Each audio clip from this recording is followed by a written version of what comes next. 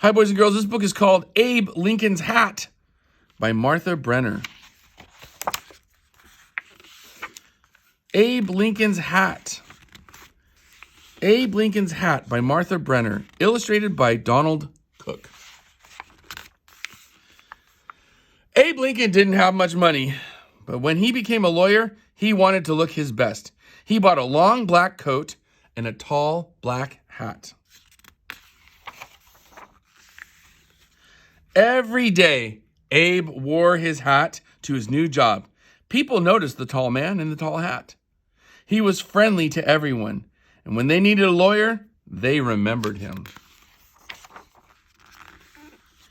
Abe lived in Illinois. His state was mostly wilderness then, for more and more settlers came. They built houses and farms and new towns. Sometimes they didn't get along. They argued over land and animals and money. Lawyers like Abe could help people settle their arguments. They could help people get a fair trial in court. Abe Lincoln was a smart lawyer. People came to him with all kinds of problems. He helped them all, but he had one problem himself. He forgot to answer letters. He forgot where he put his important papers. A lawyer cannot forget. Abe wanted to be a good lawyer, but he was not a good paper keeper. What could he do? Abe had an idea. His tall hat. He could push letters deep inside it. He could stuff notes into the leather band. When he took off his hat, the papers would remind him what he had to do. The idea worked most of the time. One day, some boys played a trick on Abe. They tied a string across the street. They strung it way up high. Everyone in town could walk under it. Everyone except Abe. Abe walked down the street. The string knocked off his hat and papers flew everywhere. He bent over to pick them up, and the boys ran out of hiding. They jumped all over him, and Abe laughed. He was not mad at the boys. He liked a good joke, but the trick did not stop him from carrying papers in his hat. Once a lawyer sent Abe a letter. Abe stuck it in his hat. The next day, Abe bought a new hat. He put away his old one. Weeks later, the lawyer wrote again. "Why didn't you answer my letter?" Then Abe remembered. The letter was still in his old hat. Many towns in Illinois had no lawyers and no judges. So every spring and fall, a judge and some lawyers traveled from town to town. Abe went too. He packed his hat with papers, his checkbook, and a handkerchief. At the end of the parade of lawyers rode a judge. No one could miss him. He weighed over 300 pounds. 2 horses pulled his buggy. Abe's horse was skinny and slow. His name was Old Buck. Abe and Old Buck traveled lonely country roads in the snow, in the rain, in the mud. Traveling made Abe very tired. He dreamed of a soft bed and a good meal, but the lawyers had to stay at poor country inns.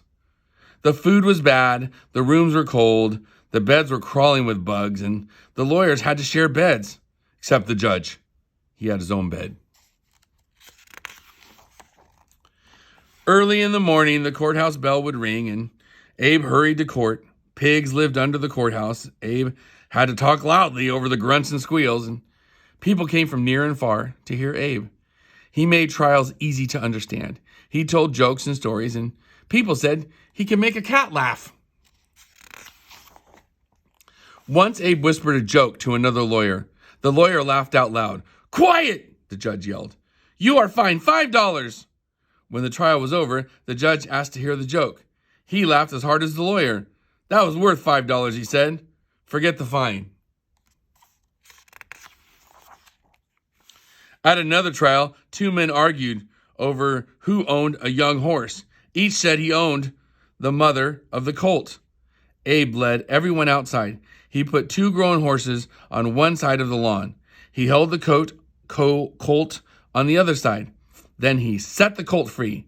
It headed straight to its real mother.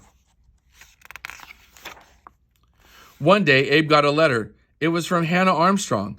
Years before, Abe had lived with her family. Mrs. Armstrong cooked for Abe. She sewed up the holes in his pants. Now she begged Abe for help. Her son Duff was in jail for murder. Abe did not stick this letter in his hat. He wrote back right away, "Of course I'll help you."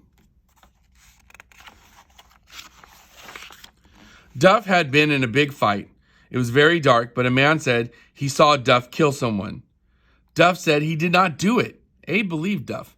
But how could he prove that the man was wrong or lying? How could you see in the dark? Abe asked the man. The moon was full, the man said. It was bright as day. Are you sure the moon was full? Abe asked again and again. Yes, the man repeated. Then Abe held up a famous book of facts. It said there was no moon in the sky at the time of the fight.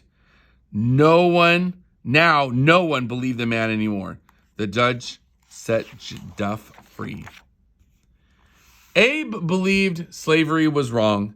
His state had laws against it, but the laws were not clear, and many blacks were treated like slaves. Nance was one of them. She worked for a storekeeper who sold her to another man. This man treated Nance badly, so she would not work for him. Abe argued for Nance in court. Illinois was a free state, he said.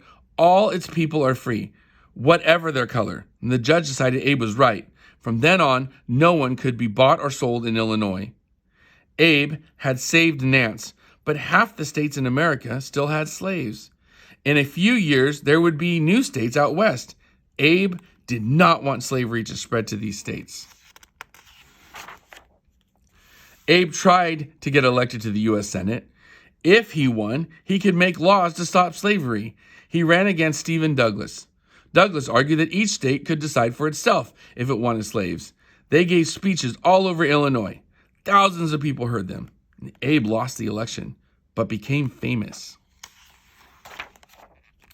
In 1860, Abe ran for president. Stephen Douglas ran too. This time, Abe won. Abe grew a beard for his job. He took his family to Washington. At every train station, crowds cheered the new president. Abe was ready to make his first speech as president. He carried a cane, a tall silk hat, and his speech. He looked for a place to put his hat. Stephen Douglas stepped up. If I can't be president, he said, I can at least hold his hat. Abe Lincoln was a great president. He freed the slaves, he worked for fair laws, and he helped unite the nation after a long war. But he never changed his ways. He always kept important papers in his tall hat. This is Stephen Douglas. This is Duff Armstrong and Judge David Davis. And this is Abraham Lincoln. All the stories in this book are true, and all the people really lived. Here are photos of some of them. When the photos were taken around 1860, the camera was a new invention. So these are actual pictures from way back when. This has been a book called Abe Lincoln's Hat by Martha Brenner, illustrated by Donald Cook. And I hope you enjoyed learning about Lincoln and how he used his hat. I might get a hat now to keep my papers in.